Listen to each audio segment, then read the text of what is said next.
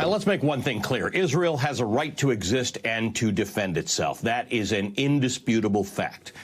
But so do Palestinians, and that's a fact that's often ignored. Palestinians are, at best, third-class citizens in the nation of their birth. The idea that it's even remotely controversial to call what Israel has imposed on Palestinians a form of apartheid is laughable. One look at a current map of Israel, Gaza, and the occupied territories conjures up only one other example: apartheid-era South Africa. The Israeli government, on an ongoing basis, declares parcels of land on which Palestinians live to be either of military or archaeological importance, causing residents to be evicted. Sometimes there's a court case, and almost always the Palestinians lose. Yet months or weeks later, that same important land suddenly becomes home to a brand new Israeli settlement. As more and more Jewish settlers take over land on which Arabs live, the occupied West Bank becomes de facto more Israeli and, in the explicit hopes of the Israeli government, more Jewish. This is a long-standing attempt and a deliberate attempt to force Arabs who have lived in that land, sometimes for hundreds of years, out.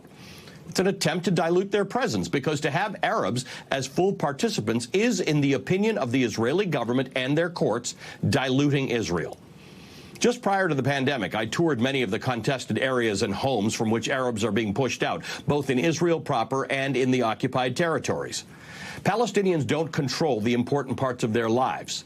Palestinian families are refused permits to build or renovate their homes. When they connect their homes to the municipal water supply, Israeli soldiers sometimes cut the pipes. When they attempt to harness solar energy because their homes are not on the grid, Israeli soldiers literally come and remove solar panels from their homes. I spent an hour and a half traveling alongside an elderly Palestinian woman who was being transferred between 3 ambulances from Gaza to the no-man's land in between and then into Israel to get cancer treatment. 3 ambulances over the course of 1 mile, more than an hour to cross the border. That's how Gazans live. Without medical treatment because Israel prevents it. Without electricity much of the time because Israel prevents it. Without the ability to fish in the Mediterranean Ocean because Israel prevents it. Without an airport or a seaport because Israel prevents it.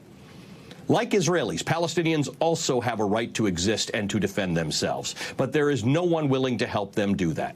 Not the Israeli courts and not the U.S. government. What the U.S. also shares with Israel is the belief that Hamas, the political party that governs Gaza, is a terrorist organization that calls for the destruction of Israel. Hamas is supported by the majority of Palestinians in Gaza. Hamas may not be in the best long-term interests of the Gazans, but peace hasn't really worked out for them. Faced with an Israeli government which pens them into what has been called the world's largest open-air prison, they have chosen a government that most of us wouldn't prefer, one that is not given to negotiation and moderation and respect for its neighbor. Israel needs a new approach to the Palestinians, and America needs a new approach to Israel. After more than 7 decades of not just being deprived of land from which they were evicted, Palestinian frustration runs deep.